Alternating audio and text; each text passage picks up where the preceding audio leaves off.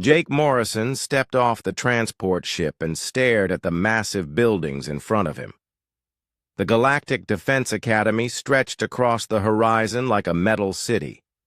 Towers reached toward the purple sky of Kepler Prime, and strange vehicles flew between them carrying students from dozens of different worlds. He adjusted his pack on his shoulder and walked toward the main entrance. Other new students moved around him, but none looked like humans. A tall creature with blue scales and sharp teeth walked past, nodding politely. Another student floated by, her body glowing softly like a jellyfish. Jake had seen pictures of alien species before, but being surrounded by them felt completely different. The Academy's main hall was enormous. The ceiling disappeared into shadows. Above, and hundreds of students filled the space. Jake found a spot near the back and waited for orientation to begin. A few aliens glanced at him with curiosity, but most ignored him completely. "You must be the human!" The voice came from beside him. Jake turned to see a tall figure covered in gray scales. The alien had yellow eyes and wore the same uniform as all the other students. "Yes, I'm Jake Morrison. I am Vextar of the Zentaurian, third house. We are to be roommates." Vextar spoke in careful, formal words. "I have read about your species. You are the first human to attend this academy." Jake nodded. "That's what they told me. I'm still not sure why they picked me." "The academy does not make mistakes in selection," Vextar said. "If you are here, you belong here." A deep voice echoed through the hall, calling for attention. At the front of the room, a massive alien in a decorated uniform stepped forward. The creature had 4 arms and skin like purple leather. When it spoke, everyone in the hall fell silent. "Welcome, cadets, to the Galactic Defense Academy. I am Commander Threshka. For the next 4 years, this institution will test your limits and forge you into defenders of civilized space." Jake listened as the commander explained the Academy's history. For over 1,000 years, it had trained the best warriors and tacticians from across the galaxy. Graduates became officers in the Galactic Defense Force, protecting trade routes and keeping peace between the many worlds. "Your education will culminate in the Trial of Fears," Commander Threshka continued. "Each of you will face a creature specifically designed to challenge your species' deepest evolutionary terrors. This trial has never been failed, though many have found it difficult." A murmur went through the crowd. Jake noticed some students looked nervous, while others seemed excited. Vextar's expression didn't change, but his scales shifted to a slightly darker color. "The fear beasts are not meant to harm you," the commander said. "They are tools of education, created by an ancient civilization, to help species understand and overcome their limitations. Each beast knows exactly how to challenge you without causing permanent damage." After orientation, Vextar led Jake through the Academy's corridors to their dormitory. The room was simple but comfortable, with 2 beds, 2 desks, and a large window overlooking the training grounds below. "Tell me about these fear beasts," Jake said as he unpacked his clothes. Vextar sat on his bed and cleaned his claws with a small tool. "Every species has deep fears built into their minds by evolution, things that help their ancestors survive on their home worlds. The Zentaurians fear dishonor and isolation from the pack. The Etherians fear darkness that blocks their inner light. The Brutarians fear being trapped in small spaces. What do humans fear? That is unclear. The Academy's scientists have been studying human psychology since your acceptance was approved. They cannot determine what form your fear beast should take. Jake thought about this as he arranged his belongings. Humans seemed to be afraid of many different things. Some feared heights, others feared deep water. Some were terrified of spiders or snakes, while others had no problem with them at all. Unlike other species, humans didn't seem to share one universal fear. The next morning, Jake attended his first classes. Combat training was held in a huge gymnasium where students learned to use various weapons and fighting techniques. Jake struggled with most of the alien technology, but he noticed something interesting. While his classmates were stronger, faster, or more agile than him, they often followed very predictable patterns in their movements. Vextar fought with honor and precision, always meeting his opponents face to face. Lyra, an Etherian student, with translucent skin, used her telepathic abilities to predict enemy actions, but became confused when facing opponents she couldn't read. Kor, a massive Brutarian with rock-like skin, relied on his incredible strength but moved slowly and had trouble with quick changes in strategy. During tactical planning class, instructor Nal Thek presented the students with various military scenarios. Most alien cadets approached problems in ways that matched their species' natural tendencies. The Zentaurians suggested honorable frontal assaults. The Etherians wanted to use stealth and misdirection. The Brutarians favored overwhelming force. Jake often suggested solutions that seemed to confuse his classmates. When presented with a scenario about defending a space station from pirates, most students focused on the best weapons to use or the most honorable way to fight. Jake suggested offering the pirates something they wanted more than the station, then ambushing them when they came to collect it. "Humans think strangely," Vextar said that evening as they studied together. "Your solutions work, but they do not follow proper military doctrine. Maybe that's because humans had to survive on a world with lots of different predators," Jake said. "We couldn't specialize in fighting just one type of enemy. We had to be adaptable." As weeks passed, Jake began to understand why the Academy had accepted him. While he couldn't match his classmates in any single area, he could find unexpected approaches to problems that stumped more specialized minds. His human ability to think flexibly made him valuable in situations where traditional solutions failed. But the question of his fear beast remained unsolved. Dr. Quintel, the Academy's chief scientist, often observed Jake during training sessions, making notes and looking puzzled. Sometimes Jake caught other instructors discussing him in hushed voices, their expressions concerned. The mystery deepened when Jake discovered that several Academy scientists had requested detailed files about human evolution, psychology, and history from Earth. Whatever they were planning for his trial of fears, it was taking much more research than usual. As his first semester at the Academy continued, Jake learned to work with his alien classmates and earned their respect through his unconventional thinking.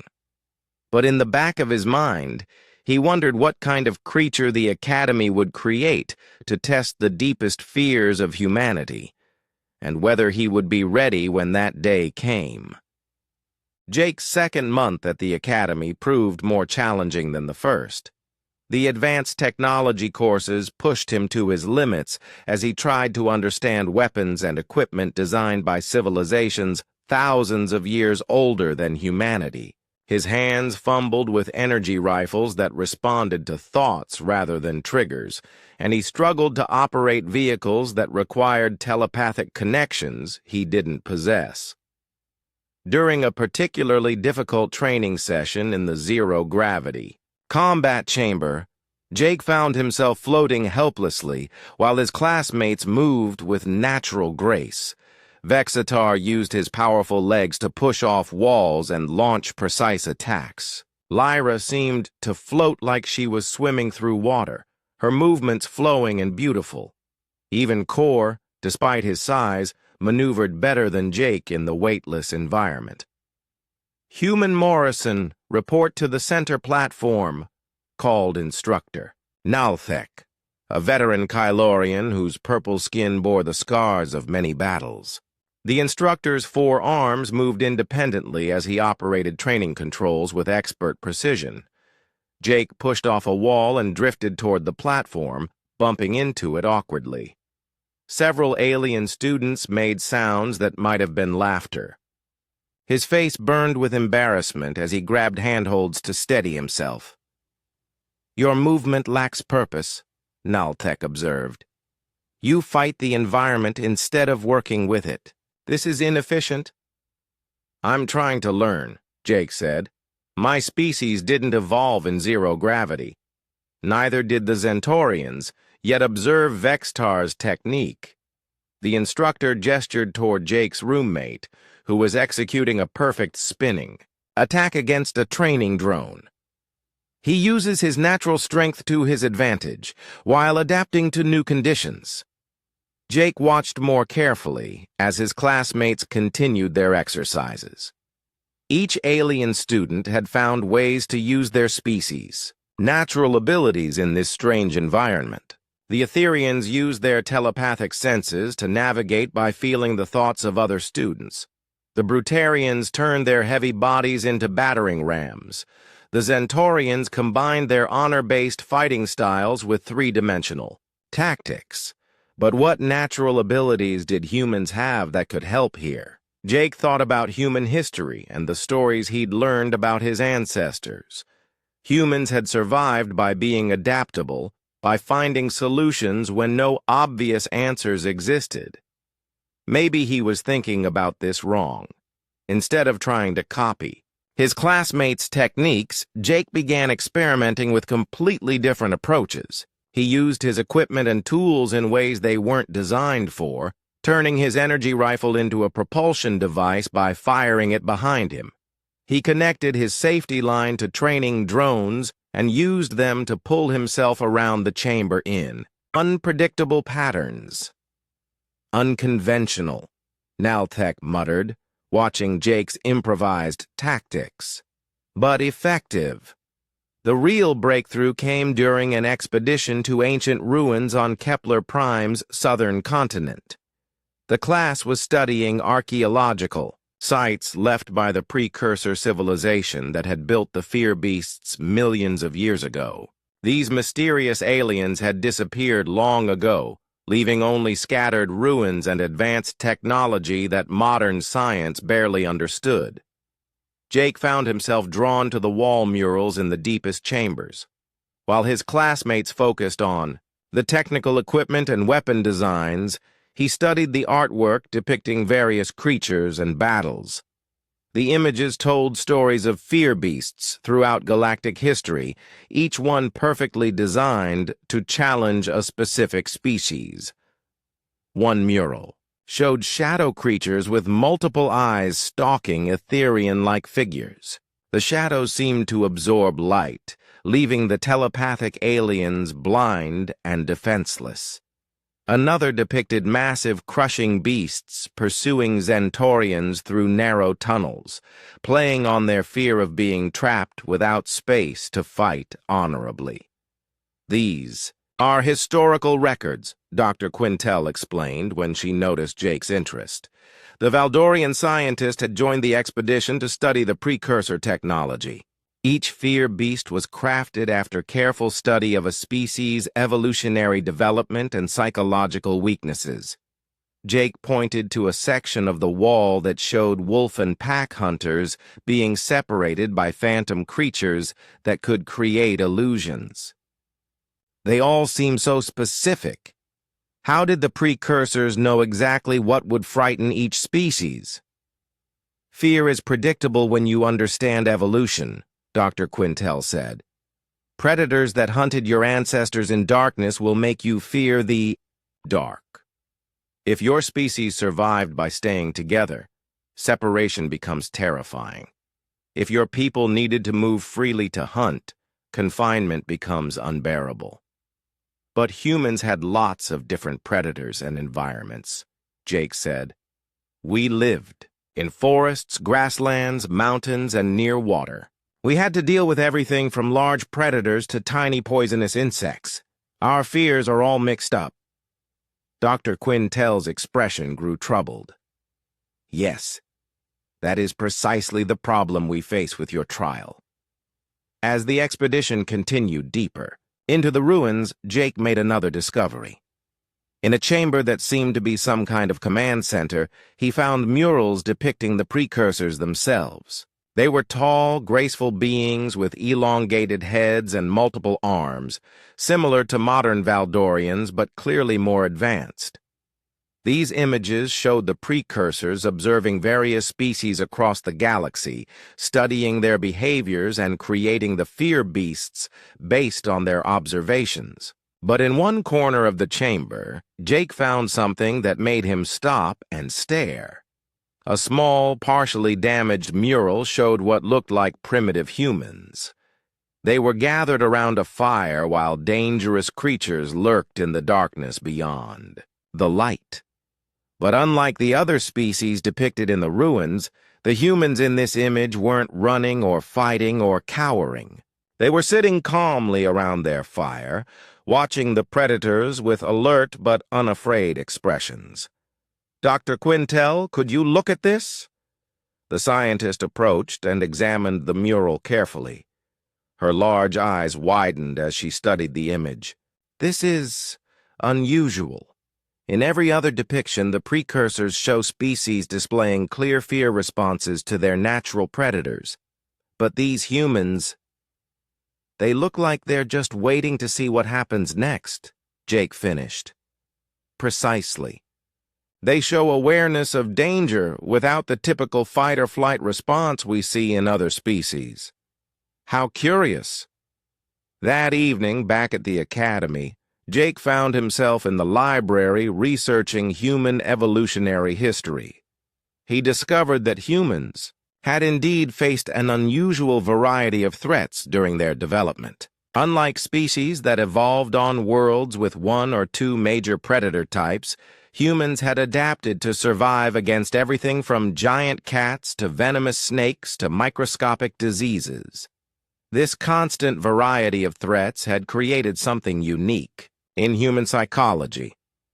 Instead of developing strong, specific fear responses like other species, humans had learned to assess each dangerous situation individually and respond appropriately.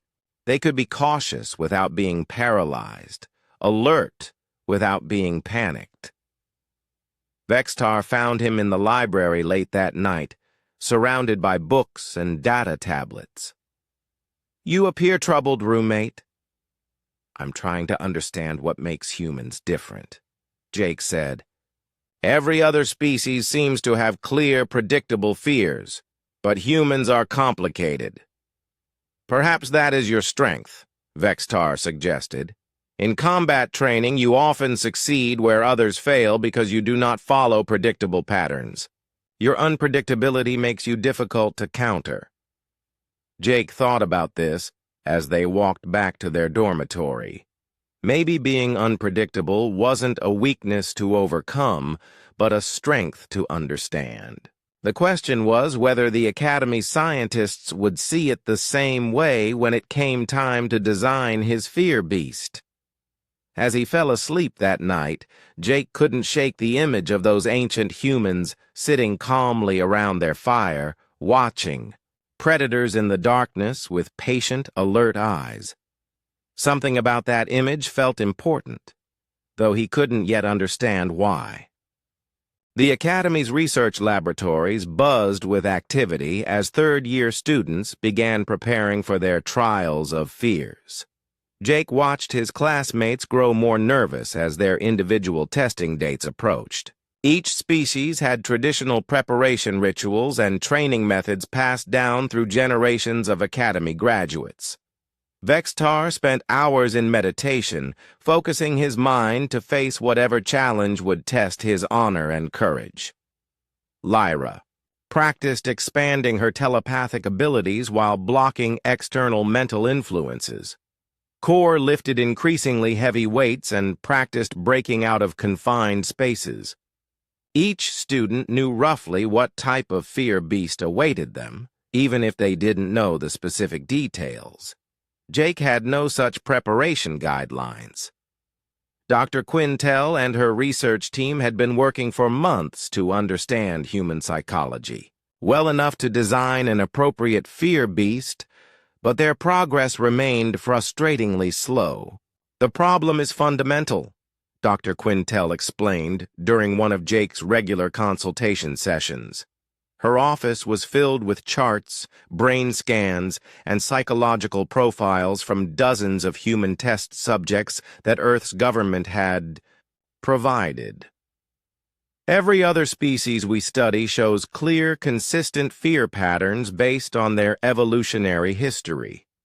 She activated a holographic display showing brain scans from various alien species. Centaurians show immediate stress responses to scenarios involving dishonor or isolation from their pack bonds. Etherians react strongly to darkness or anything that blocks their telepathic senses. Brutarians become agitated when presented with enclosed spaces that limit their movement. The display shifted to show human brain scans. But look at human responses to potential fear stimuli. The patterns are chaotic, inconsistent, and often contradictory. Jake studied the swirling colors on the brain scans. Where alien responses showed clear, predictable patterns, human minds seemed to light up randomly across different regions. What does this mean? It means that humans process fear differently than any other known species. Where most aliens have evolved specific strong fear responses to particular threats, humans seem to have developed a more flexible approach to danger assessment. Dr. Quintel pulled up historical data about human civilization. Your species faced an unprecedented variety of threats during evolution. Large predators, venomous creatures, environmental disasters, diseases, and eventually warfare with your own kind. Instead of developing one strong fear response, humans learn to evaluate each threat individually and respond appropriately. So we're afraid of everything but also nothing? In a sense, yes. Humans can experience fear of almost any stimulus, under the right conditions. But they can also overcome fear of almost any stimulus through experience or necessity. This creates a paradox we cannot resolve with our current fear beast technology. Jake left the meeting feeling more confused than before. Over the following weeks, he noticed the research team becoming increasingly frustrated. They brought in additional experts from across the galaxy, consulted ancient databases, and even attempted to contact the few remaining archaeological sites that might contain precursor information about fear beast creation. The breakthrough came from an unexpected source. Lieutenant Commander Torres, a human officer who had graduated from a different military academy, arrived at Kepler Prime to observe Jake's progress. Torres was the highest-ranking human in the Galactic Defense Force, and his presence caused considerable excitement among the Academy staff. "I've been following your case with great interest," Torres told Jake during their first meeting. "The Academy contacted Earth's government asking for detailed psychological and historical data about our species. Some of the requests were unusual." "What kind of requests?" "They wanted to know about human responses to absolute power, to beings that represent ultimate authority or dominance. They asked about humanity's historical relationship with gods, kings, and other figures of supreme power." Jake felt a chill of unease. That doesn't sound like the same research Dr. Quintel has been doing. No, it doesn't. I did some investigating and discovered that the Academy has been consulting records from the restricted archives. Information about precursor civilization that most people don't have access to. Torres led Jake to a quiet corner of the Academy's memorial garden, where they could speak without being overheard. Jake, I think they're considering something dangerous for your trial. The standard fear beasts are challenging but safe. They're designed to test specific fears that can be overcome with courage and training. But the restricted archives contain references to experimental fear beasts that were never deployed. Creatures designed not just to test fear, but to challenge other aspects of sentient psychology. Things like submission to authority, recognition of dominance hierarchies, and response to superior power. Jake thought about the mural he had seen in the ancient ruins, showing humans sitting calmly around their fire while predators watched from the darkness. What makes you think they're considering something like that for me? Because humans have a unique relationship with authority and dominance. Most species have clear hierarchical structures. They submit to stronger individuals, accept their place in the social order, and follow leaders without question. It's how their societies function. Torres gestured toward the academy buildings where alien students moved in predictable social patterns. Look at your classmates. Centaurians defer to those with greater honor. Etherians follow those with stronger telepathic abilities. Brutarians respect physical dominance. Even in their friendships with you, they unconsciously maintain these patterns. But humans are different. Humans question authority. We challenge power structures. We have a long history of refusing to submit to those who claim dominance over us, even when they're clearly stronger or more capable. It's one of our defining characteristics as a species. Jake began to understand what Torres was suggesting. You think they're planning to test whether humans will submit to ultimate authority instead of testing what we fear? I think they're curious about what happens when you put a human in front of something that represents absolute dominance and power, something that every other species in the galaxy would automatically submit to or flee from. That evening, Jake confronted Dr. Quintel directly. The scientist looked uncomfortable when he asked about the restricted archives and experimental fear beasts. The research has expanded beyond our original parameters, she admitted. We cannot create a traditional fear beast for humans because human fears are too inconsistent and adaptable, so we are exploring other psychological testing methods. What kind of testing methods? Dr. Quintel hesitated before answering. The precursors created more than just fear beasts. They developed creatures designed to test various aspects of sentient psychology: dominance, submission, hierarchy recognition, authority acceptance. Most of these experiments were sealed away because they were deemed too dangerous for regular use. And you want to use one of these on me? We want to understand what makes humans unique in the galaxy. Your species' refusal to follow normal patterns of behavior has significant implications for galactic society. If humans cannot be reliably predicted or controlled through normal psychological mechanisms, we need to understand why. Jake felt anger rising in his chest. You're not trying to help me graduate. You're using me as a test subject. The Academy has always been about more than individual education, Dr. Quintel said quietly. We train defenders of civilized space. Part of that responsibility involves understanding potential threats and allies. Humans are the newest species to join galactic civilization, and they are already proving to be unpredictable. Jake left the laboratory with his mind racing. The Academy wasn't just testing his ability to overcome fear. They were testing whether humans could be trusted to fit into the established galactic order, or whether humanity represented something that could disrupt the careful balance of species and powers that had maintained peace for thousands of years. The question was no longer what his fear beast would look like. The question was whether he would survive whatever test they had planned, and what his response would mean for the future of human-alien relations. Dr. Quintel's laboratory had been transformed into something resembling a medical facility crossed with a computer center.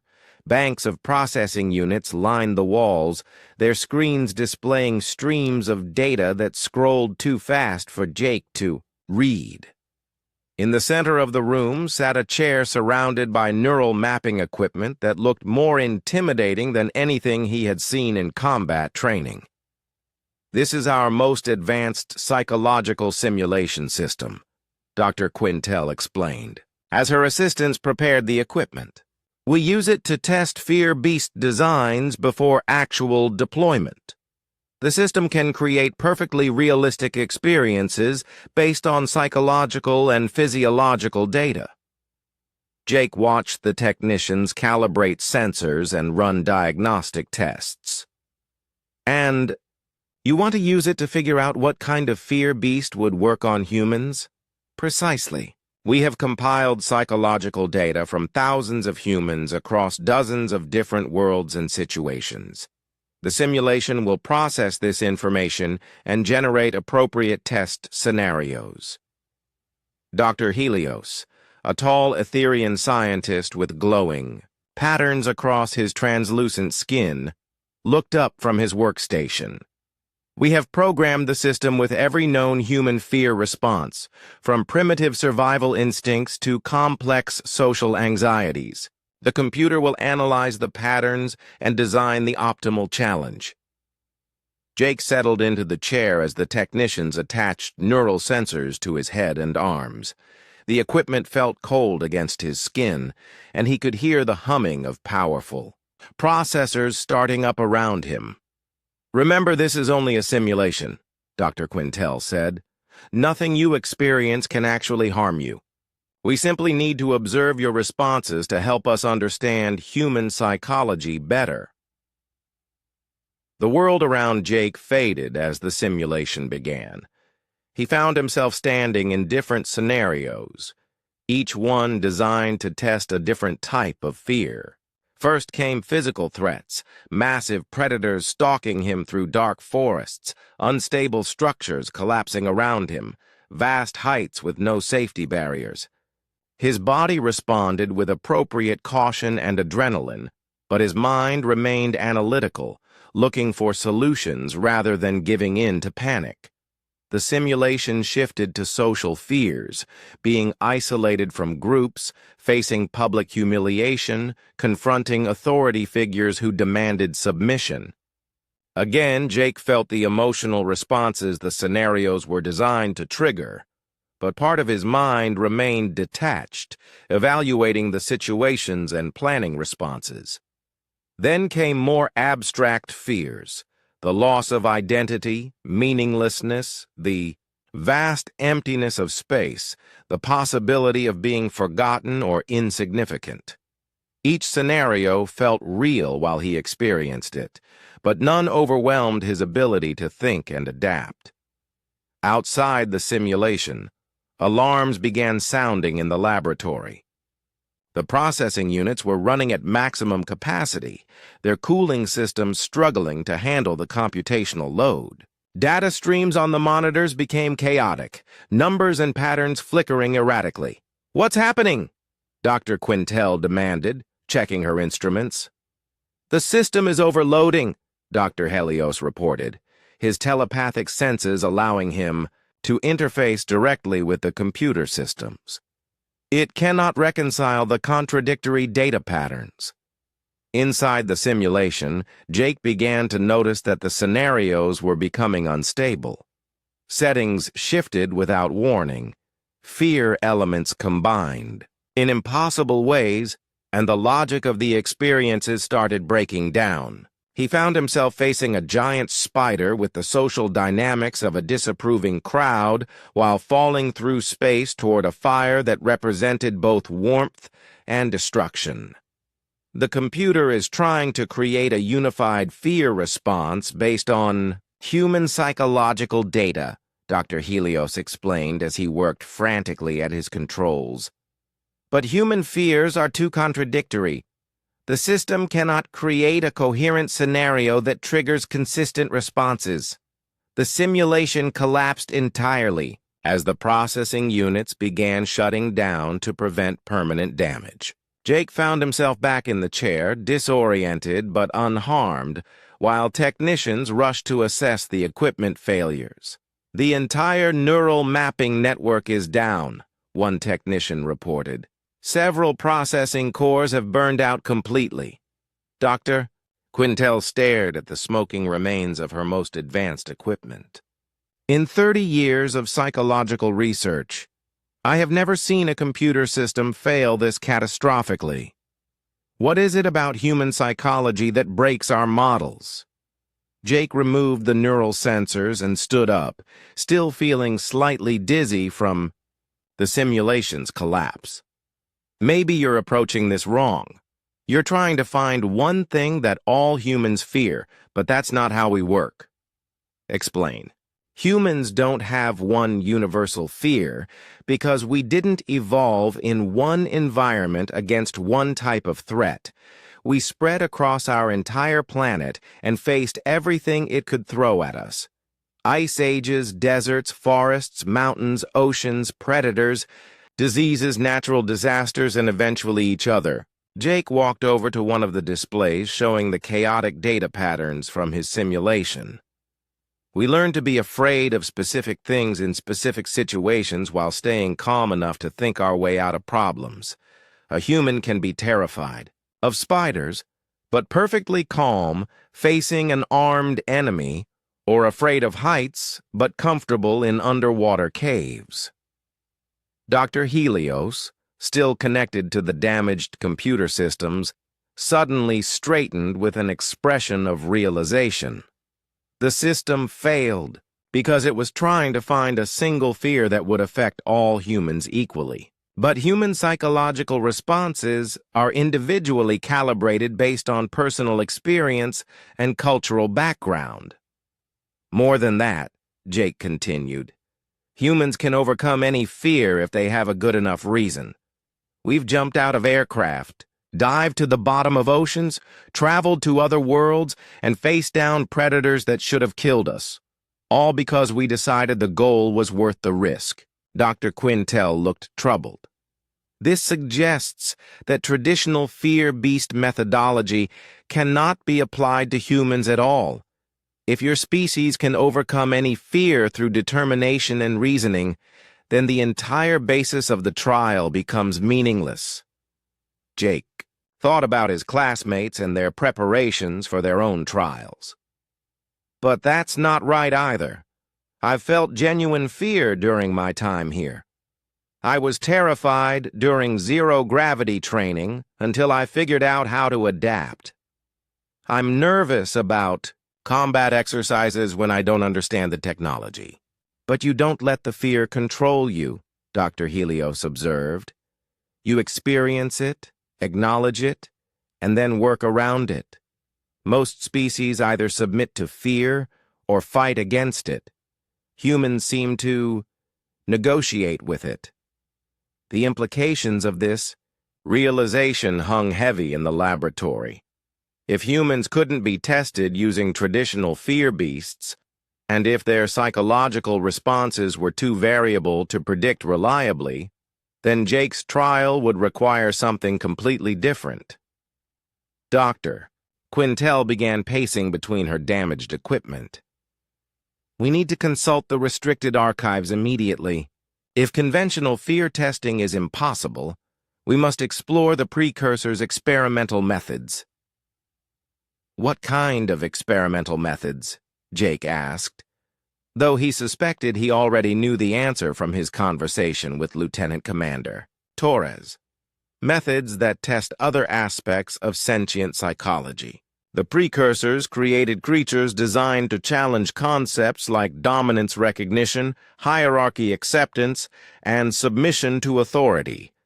These tests were sealed away because they were deemed too dangerous for regular use. Jake felt a chill of apprehension. Dangerous how? Dr. Quintel stopped pacing and looked at him directly. Because unlike fear beasts, which are designed to educate and strengthen those who face them, these experimental creatures were created to identify and eliminate potential threats to galactic stability. They were tools of judgment, not instruction. The damaged laboratory fell silent except for the humming of cooling systems trying to handle the heat from the burned-out processors. Jake realized that his trial would not be about overcoming fear, but about something much more fundamental about human nature. The question was whether that test would prove that humans belonged in galactic civilization, or whether it would mark them as too dangerous to be allowed to continue.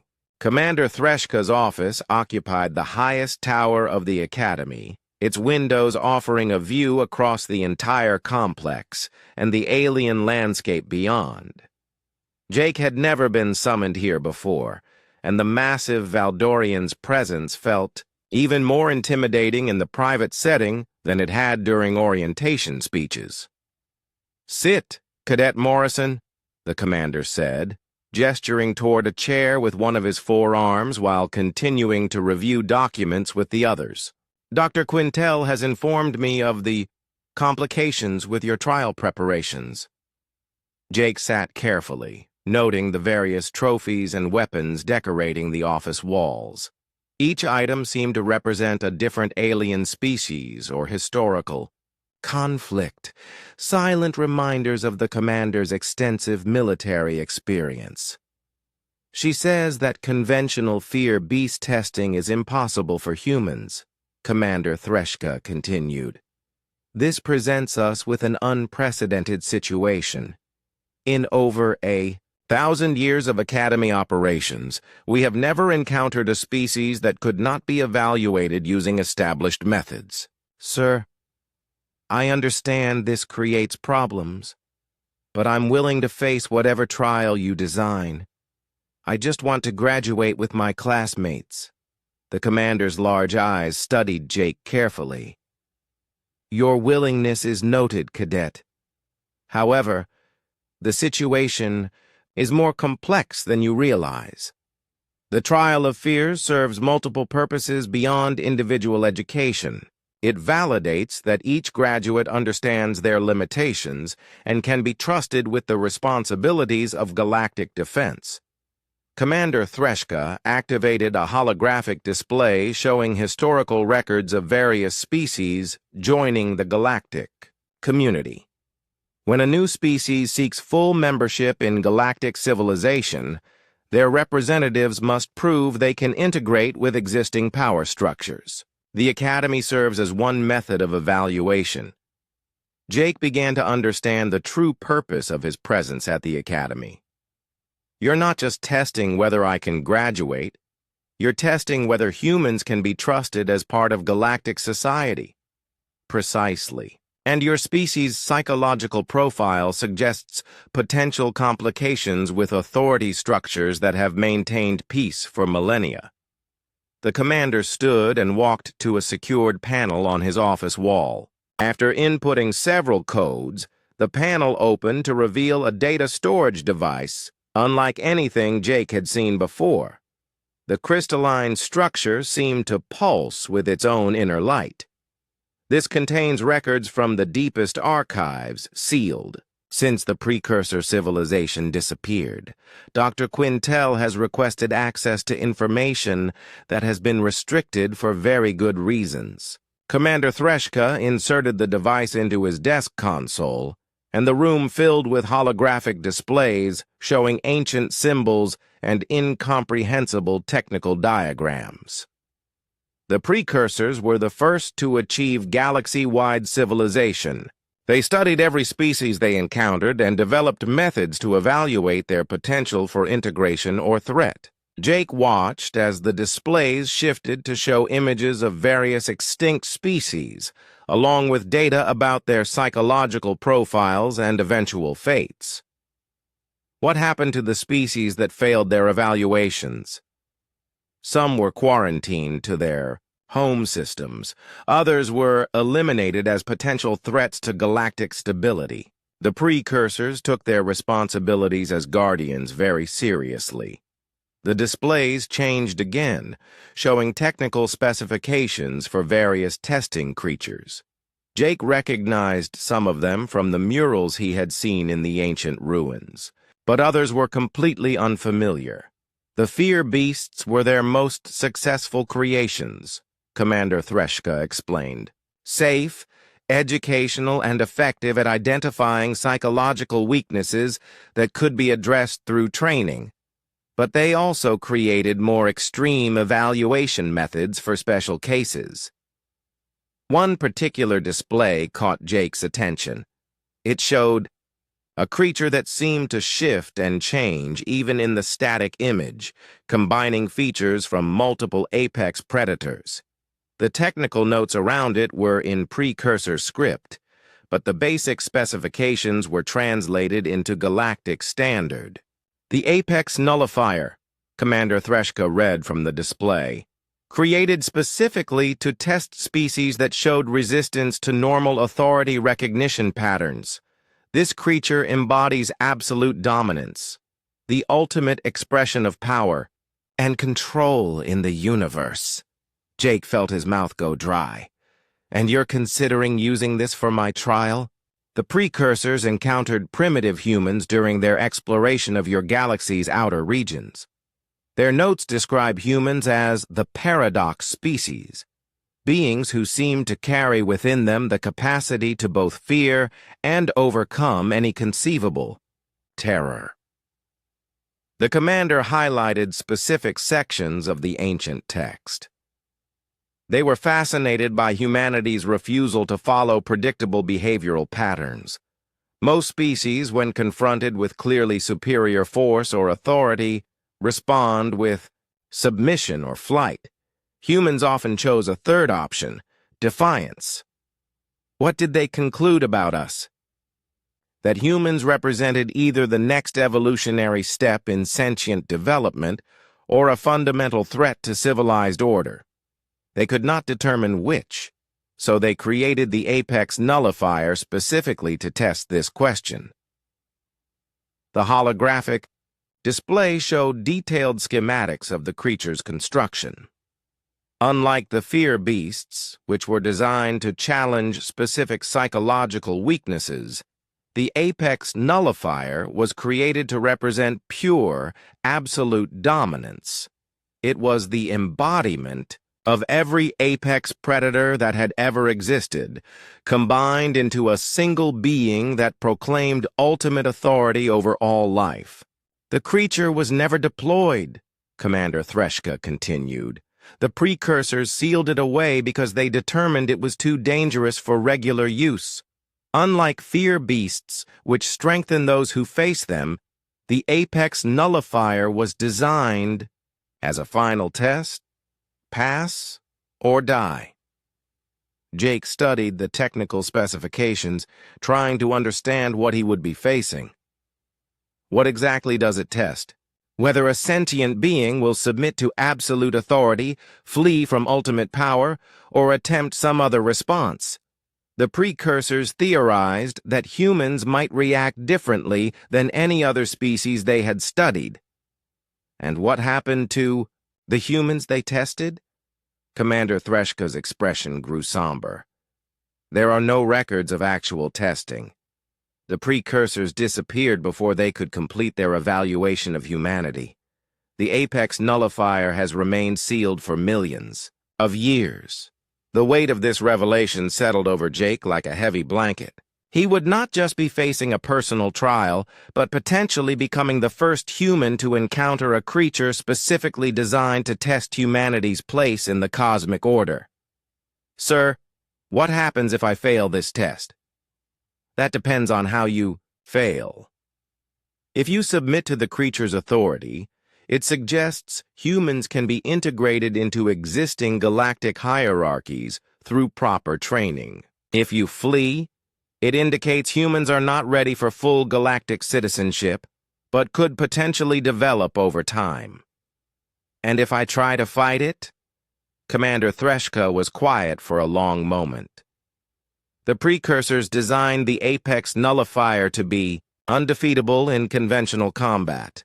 Any attempt to challenge its authority through force would likely result in your death and mark humanity as a species too dangerous to be allowed unrestricted access to galactic civilization. Jake felt the full implications of his situation becoming clear. His trial would not just determine his personal future, but potentially the future relationship between humanity and the rest of the galaxy.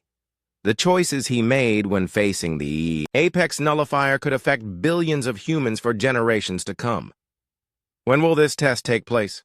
he asked quietly. "Dr. Quintel is currently working with our archaeologists to understand the creature's activation and control mechanisms. We estimate another month of preparation before the trial can be safely conducted." As Jake left the commander's office, his mind raced with questions and concerns. How could he prepare for a test that no human had ever faced? What kind of response would prove that humanity deserved full membership in galactic civilization? And most importantly, would he survive long enough to find out? The Academy Council chamber had never hosted a debate like this one. Representatives from 12 different species sat around the circular table, their voices rising in heated discussion about Jake's upcoming trial. Through the chamber's transparent walls, Jake could see students going about their normal routines, unaware that the future of human-galactic relations was being decided just above their heads. Dr. Quintel stood at the center of the chamber, surrounded by holographic displays, showing her research data. "The psychological profiles are conclusive," she said, her voice strained from hours of debate. "Human fear responses are too variable and adaptable for conventional testing methods. If we are to evaluate this species properly, we must use the Precursor's experimental protocols." Commander Threshka gestured with two of his arms toward the ancient archive data. The Apex Nullifier was sealed for good reason. It was deemed too dangerous even by its creators, who had successfully tested thousands of species over millions of years. Dr. Veltar, an elderly Zentorian with scales dulled by age, spoke up from his position at the council table.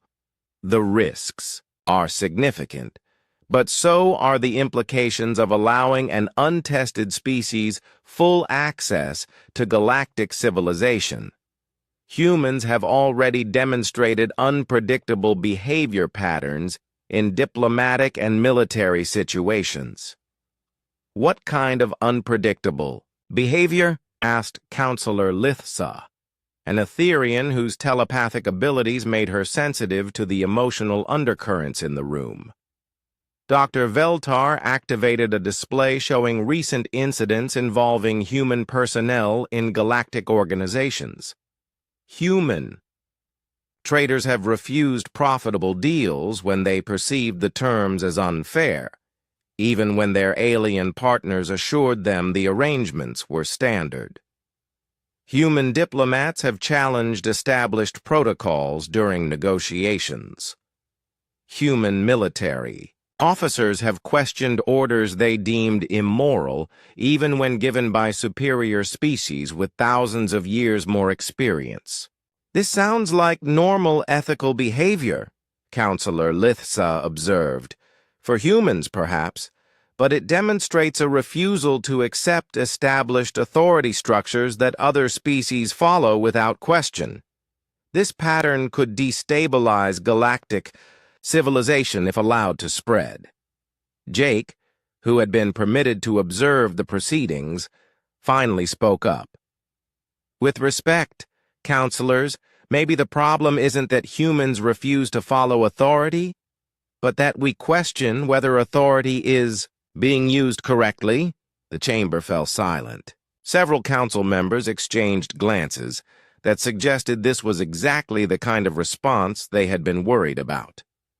Commander Threshka addressed Jake directly. "Cadet Morrison, you have just demonstrated the concern that has brought us to this point. You are questioning the judgment of beings with vastly more experience and knowledge than yourself, simply because their conclusions do not align with your personal beliefs. Sir, I'm not questioning your experience or knowledge. I'm suggesting that experience and knowledge should be used to make good decisions, not just to maintain existing power structures." Dr. Quintel looked fascinated despite the tension in the room. "This is precisely the paradox we observed in the psychological testing. Humans simultaneously show respect for competence and authority while maintaining the right to evaluate whether that authority is being used properly." Counselor Korthek, a massive brutarian whose species typically resolved disputes through displays of strength, leaned forward in his specially reinforced chair. "In my culture, the strongest leads and others follow. This system has maintained order for millennia. What happens when every individual believes they have the right to question their leaders? You get innovation, progress, and accountability," Jake replied. "But you also get conflict when different people reach different conclusions about what's right." "Exactly," Dr. Veltar said. "Conflict. Humans bring chaos to ordered systems." The debate continued for hours, with various council members presenting arguments for and against proceeding with the Apex Nullifier trial. Some feared that releasing an ancient weapon, even under controlled conditions, could be catastrophically dangerous. Others worried that failing to properly evaluate humanity could lead to future problems throughout galactic civilization. As the discussion wore on, Jake began to understand that the council was not really debating whether to test him with the Apex Nullifier. They were debating whether humanity should be allowed to continue its integration into galactic society at all. His trial had become a referendum on his entire species. Finally, Commander Threshka called for order. "We have heard all arguments. The question before us is simple. Do we proceed with conventional testing methods that we know will be inadequate? Do we exempt humans from the trial entirely and accept them on faith? Or do we use the precursor protocols despite their inherent dangers?" "There is a fourth option," Jake said quietly. All eyes turned to him. "Explain, Cadet." "Let me volunteer for the Apex Nullifier trial. Make it clear that I'm choosing this test, not being forced into it. If I succeed, it proves humans can be trusted with difficult decisions. If I fail, the responsibility is mine alone, not something imposed by galactic authorities." Dr. Quintel looked alarmed. "Jake, you don't understand the risks involved. The creature has never been deployed. We don't know how it will behave or what safety measures will be effective. But I do understand the alternative. If the Council decides humans can't be properly evaluated, what happens to human membership in galactic civilization? Do we get restricted to our home system? Do we get quarantined until some future generation figures out a better test?" Counselor Leithsa's telepathic senses allowed her to perceive the emotional currents in Jake's mind. "You are not acting from bravado or foolish courage. You genuinely believe this is the correct choice. I believe humans should be judged based on what we actually do, not on fears about what we might do. And I believe the best way to demonstrate human judgment is to let a human make this decision freely." The council members spent another hour discussing Jake's proposal. Finally, they reached a consensus that surprised everyone, including Jake himself. "Very well," Commander Threshka announced. "Cadet Morrison will face the Apex Nullifier trial but under conditions he has chosen freely. Dr. Quintel, you have 1 month to prepare the testing facility and safety protocols. This trial will be observed by representatives from all major galactic civilizations. As the council session ended, Jake felt a mixture of determination and terror. He had just volunteered for a test that could kill him, using a creature that had been deemed too dangerous to use by its creators. But he had also ensured that humanity would be judged based on actual human choices rather than theoretical fears. Vextar approached him as they left the council chamber. That was either very brave or very foolish, roommate. Maybe both, Jake admitted. But at least now we'll know for sure what humans are made of. The next month would be spent preparing for a trial unlike any in galactic history. Jake only hoped he would survive long enough to prove that humanity deserved its place among the stars. The trial chamber had been constructed in the deepest level of the academy, surrounded by layers of containment fields and emergency systems that had taken the entire month to install. Jake stood at the entrance, looking through reinforced transparent barriers at the space where he would soon face the apex nullifier. The chamber itself was a perfect sphere, 50 meters in diameter, with walls that could shift between solid matter and energy barriers depending on the needs of the test. Emergency teleportation systems stood ready to extract Jake if the situation became impossible to control, though Dr. Quintel had warned him that the precursor records suggested such systems might not function properly once the creature was active. "Final systems check complete," announced Chief Technician Mordak, a Kylorian engineer whose multiple arms allowed him to operate several control stations simultaneously. All containment fields are operating at maximum capacity. Monitoring systems are recording everything for analysis. Jake wore a simple training uniform with built-in medical sensors that would track his vital signs throughout the trial. He had refused any weapons or protective equipment, reasoning that if the apex nullifier was truly designed to test dominance and authority, bringing tools of violence would only escalate the confrontation. In the observation gallery above the chamber, representatives from every major galactic civilization watched through additional protective barriers. Commander Threshka stood with the Academy staff, while diplomats and military officers from dozens of worlds observed what they knew might be a historic moment for galactic civilization. Vextar, Lyra, Kor, and Jake's other classmates had insisted on being present despite the potential danger. They stood together at the front of the student observation area, their expressions mixing concern and pride for their human friend. "Jake," Dr. Quintel's voice came through the communication system. "Remember that the precursor records indicate this creature responds to dominance displays and authority challenges. Your best chance of survival may be to avoid triggering those responses." "Understood," Jake replied, though he wondered how one avoided triggering responses in a creature specifically designed to test those exact behaviors.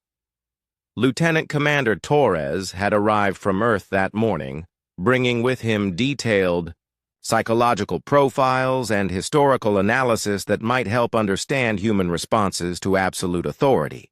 "Jake," his voice joined the communication channel, "remember that humans have faced ultimate predators before. Your ancestors survived ice ages, volcanic eruptions, and creatures that should have wiped out your species. Trust your instincts." The activation sequence began with a low humming sound that seemed to come from the chamber walls themselves. Ancient systems that had lain dormant for millions of years slowly awakened, drawing power from the Academy's main generators and several backup fusion plants that had been installed specifically for this trial. Holographic displays around the chamber showed energy readings climbing steadily as the precursor technology came online. The very air in the chamber began to shimmer with an otherworldly quality, as if reality itself was being prepared for something that didn't quite belong in the normal universe.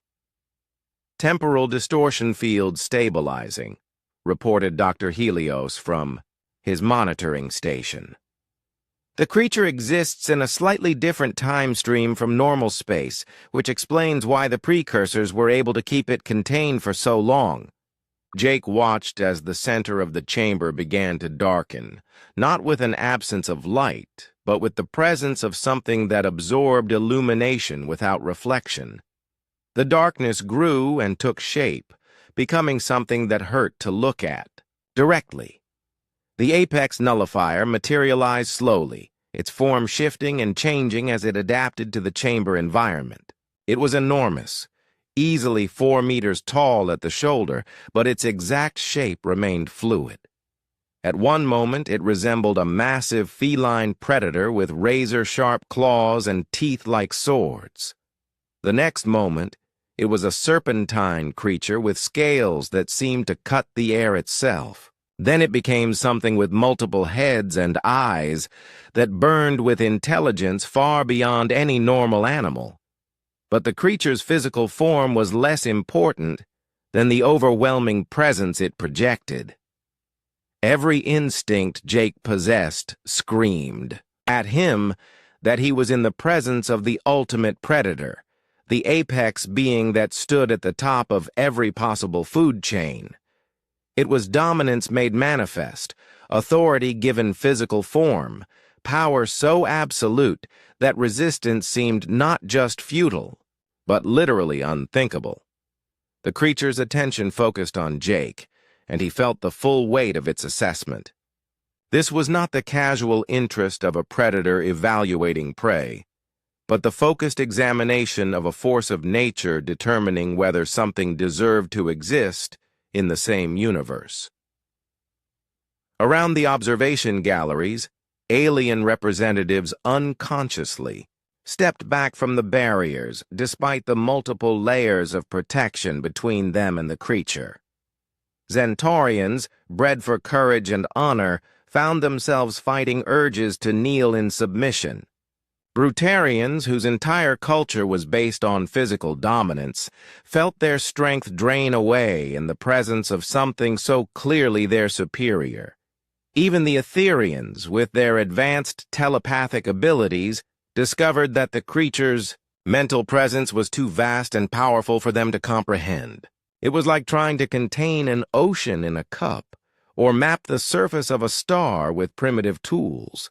All monitoring systems are recording massive psychological pressure readings, Dr. Quintel reported, her voice tight with concentration as she fought off her own species' instinctive responses to the creature.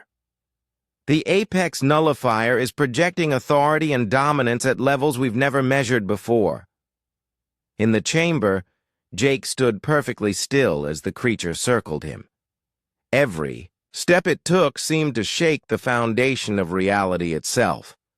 When it moved, space bent around it. When it breathed, the air itself seemed to submit to its will. The creature stopped directly in front of Jake and fixed him with eyes that contained the accumulated authority of every ruler, every alpha predator, every dominant force that had ever existed. It was waiting for his response, submission, flight, or challenge. Jake felt fear unlike anything he had ever experienced. This was not the simple terror of facing a dangerous animal or the anxiety of a difficult test. This was the deep, primal recognition that he stood before something so fundamentally superior that his existence was permitted only by its tolerance.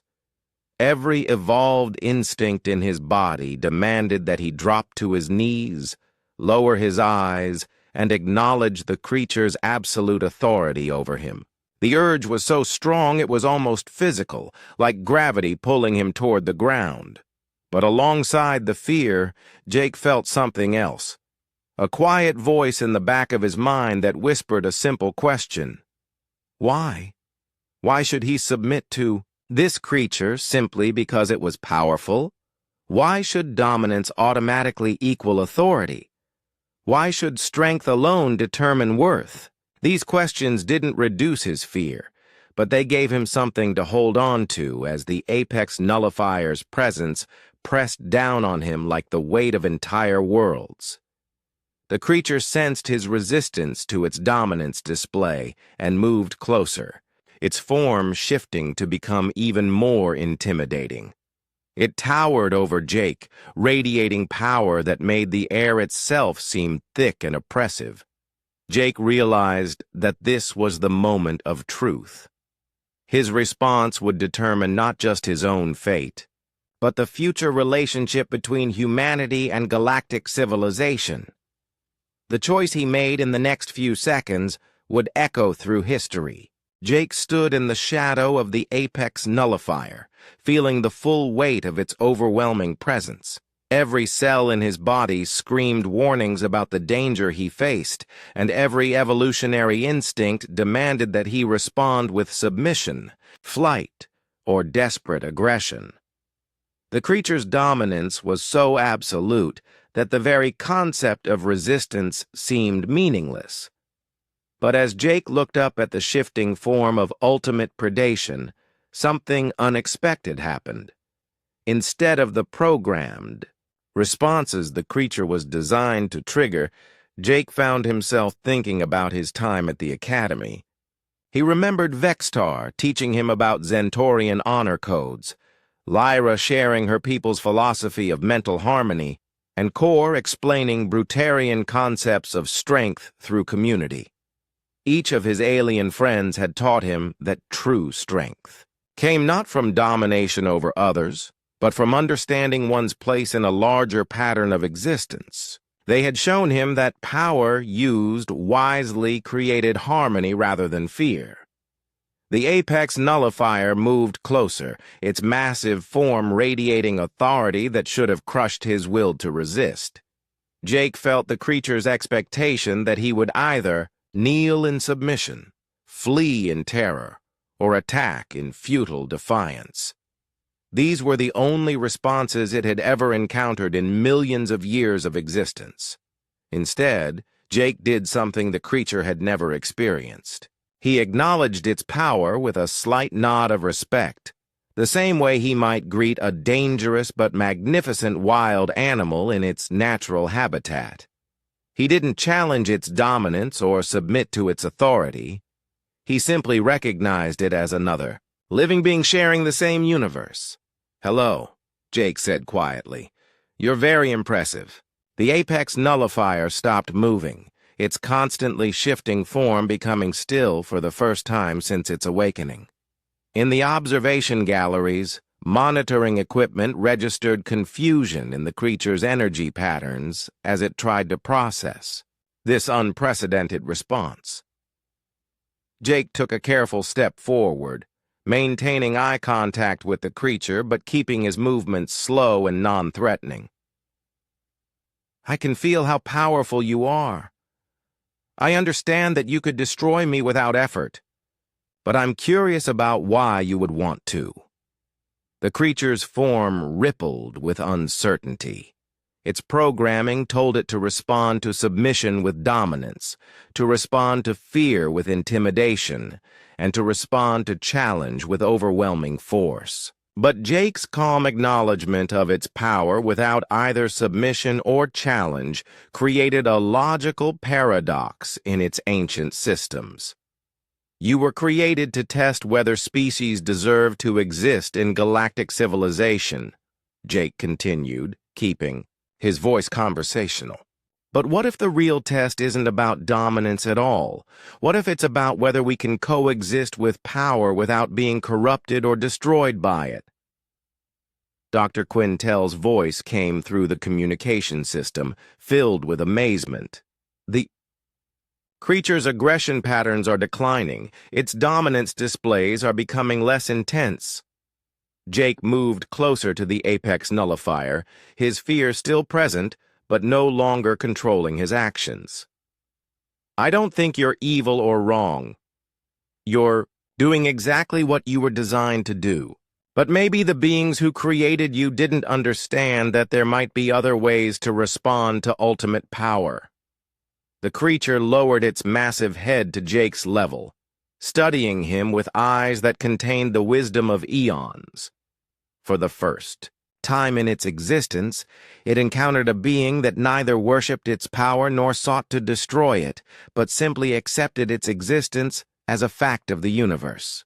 "You're probably lonely," Jake said softly.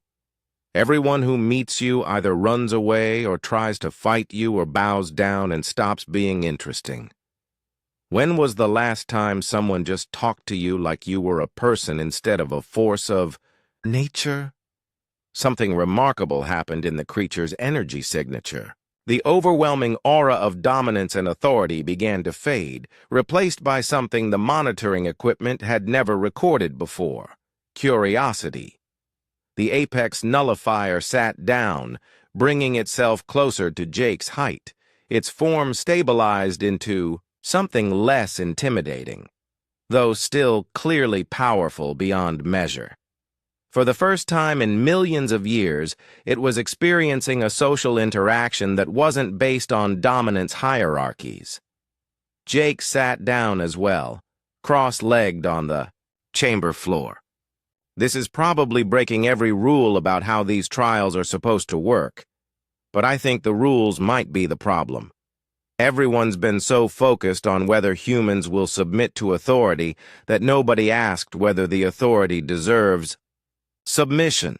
The creature made a sound that might have been agreement, or perhaps just interest in this novel concept. Its ancient programming had never included protocols for beings that evaluated authority based on wisdom and ethics rather than raw power. "I respect your strength," Jake continued, "but I respect my friends more for how they use their abilities to help others." Vextar could defeat most opponents in combat, but he spends his time training younger students. Lyra could control minds with her telepathy, but she uses it to help people communicate better. Real strength isn't about domination, it's about responsibility. In the observation galleries, representatives from across the galaxy watched in stunned silence as the most dangerous creature ever created began to relax in the presence of a single human cadet. The apex nullifier's form continued to stabilize, becoming less monstrous and more like a magnificent but natural creature. Jake reached out slowly and placed his hand on what might have been the creature's shoulder. The apex nullifier didn't recoil or attack. Instead, it leaned slightly into the touch, experiencing perhaps the first gentle contact it had ever known. "You don't have to be alone anymore," Jake said. "You don't have to be feared or worshipped. You can just be yourself." Whatever that means.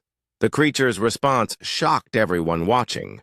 It curled up on the chamber floor next to Jake, its massive form becoming as unthreatening as a sleeping pet. The overwhelming aura of dominance faded completely, replaced by something like contentment. For the first time in its existence, the apex nullifier experienced peace. Jake gently stroked the creature's scales, which had shifted from threatening black to a deep, warm blue. "There you go. Just rest." Commander Threshika's voice came through the communication system, filled with wonder. In all the archives of galactic civilization, nothing like this has ever been recorded.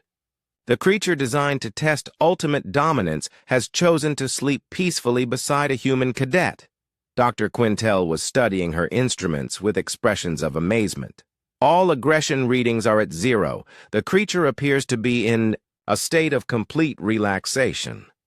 This is supposed to be impossible. As word spread throughout the galaxy about Jake's trial, the implications became clear. Humans had not passed the test by submitting to authority, nor by conquering it through force. They had passed by demonstrating that true strength came from wisdom, compassion, and the courage to treat even ultimate power with respect rather than fear.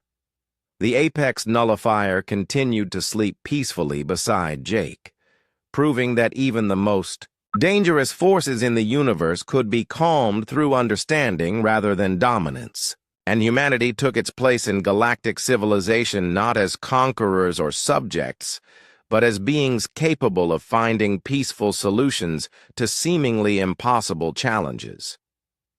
Jake graduated with the highest honors in Academy history, not for defeating the ultimate test of power, but for proving that there were better ways to respond to it than the galaxy had ever imagined. The creature that had been created to judge worthiness had itself learned what worthiness truly meant. And in the years that followed, when other species faced seemingly insurmountable challenges of authority and power, they often asked the same question that had guided Jake in that chamber. What would a human do? The answer, more often than not, was to find a third option that no one else had considered.